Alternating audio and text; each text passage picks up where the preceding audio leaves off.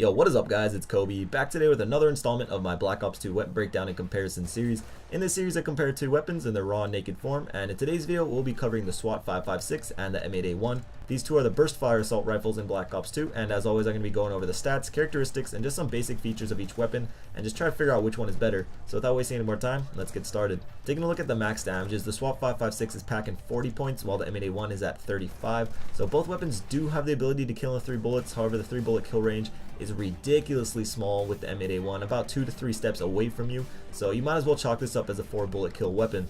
Now taking a look at the long range damage of the SWAT, this is where it gets kind of confusing.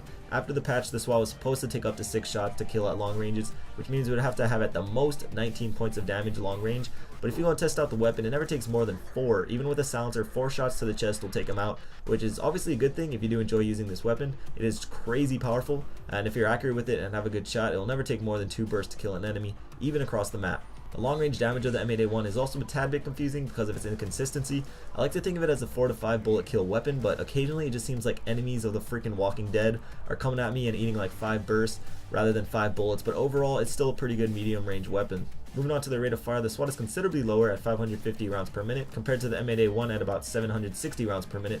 And the difference in RPMs between these two weapons are due to 1, the difference in bursts. The M8A1 fires 4 bullet bursts while the SWAT shoots 3, and 2, the burst delay, which is the time between the bursts. If you've used these weapons, I'm sure you notice how the SWAT fires somewhat like the M16s in the past. While it is a lot easier to spam bullets with the M8, sort of like the Chickum, but just not quite as fast. For their magazines, the M8A1 has more bullets per clip, but the SWAT has more bursts per clip. It has 10 bursts in a standard clip and 13 in extended, while the M8A1 has 8 4-round burst clips and 10.5 with extended, which is pretty weird. I'm not sure why they didn't make it full 11 bursts and just left it with 2 extra bullets. I don't know, I thought that was pretty strange. The reload time is also in favor of the SWAT, but just by a little. However, it is worth noting that it is a lot easier to reload cancel with the SWAT, and when done correctly you can lower it down to like a little over a second, which is crazy fast to reload a weapon. For recoil patterns, these really aren't important at all. They're burst fire, so there's basically 0 recoil, and the hip fire spreads are fairly normal. So when it comes down to it, with these weapons, it all comes down to personal ability and personal preference. If you don't have a good shot, I would not recommend either of these weapons,